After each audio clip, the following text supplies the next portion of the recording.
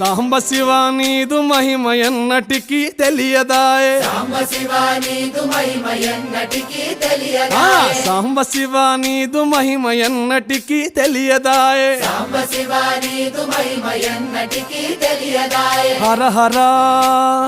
శివ శివ హర హర శివ శివ గంగా జలము తెచ్చి నీకు అభిషేకము చేతునంటే గంగా జలము తెచ్చి నీకు అభిషేకము చేతునంటే మరి గంగా జలమున సేప కప్పల ఎంగిలంటున్నావు శంభో హర హర శివ శివ